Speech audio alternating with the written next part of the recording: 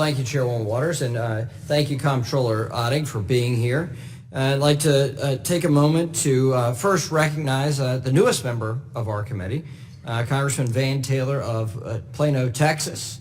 Van, we welcome you to the committee, and I will also counsel you that not all hearings are quite as interesting as this one. Is that right, Chairwoman Waters? But we thank you. We know that we have got quite a Texas contingent here on the committee, and so I won't make any Texas jokes. So with that, Comptroller Otting, I applaud you and FDIC Chair McWilliams for your efforts to reform and modernize the Community Reinvestment Act. This is a long time coming. It's been 40 years since the CRA was enacted, and a lot has changed in the banking industry, much of it driven by technology.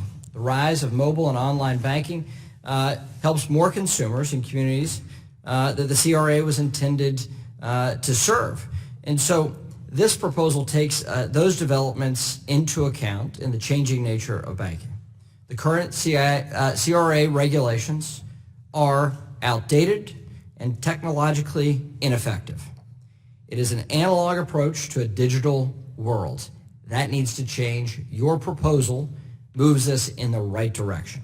The FDIC and OCC's proposal seeks to modernize the CRA to ensure it meets the current needs of communities and financial institutions alike. The proposal update will increase the transparency and objectivity that is currently lacking in CRA examinations today and will increase the effectiveness of the statute generally. We can no longer measure a bank's commitment to its community based off the number of physical branches it has. While branch banking remains important and remains an important part of serving customers, there's been a significant growth in the demand for digital banking services, especially in the post-crisis era. As demographic shifts and millennial customers, even millennials, customers become more essential to a financial institution's long-term viability, the demand for financial technology increases. Today, there's a growing focus on a refined online and mobile banking model that incorporates sophisticated data collection capabilities to deliver more personalized and engaging experiences. As banks' lending presence expands beyond their physical locations because of technology, we need to ensure that our regulation also involves and evolves that changing nature. These reforms will, addressed in the CRA review, will address CRA hotspots by encouraging internet-only banks such as those headquartered in Salt Lake City, Wilmington, Delaware, or Sioux City, South Dakota, to push portions of their CRA activities to where they take deposits, including communities that need them the most.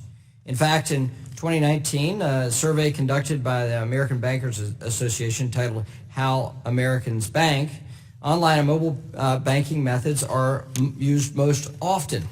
Approximately 73% of consumers preferred financial services provided to them digitally, compared to 17% who prefer going to a branch, or 6% who use ATMs, or 3% who bank over the phone, or 1% who bank through the mail. I'd like to know who those 1% are. Digital transformation is one of the top trends in the retail banking industry. Retail banks understand the power of fintech and how essential it is to their success. They realize that going digital is more than a marketing strategy, it is a fundamental shift.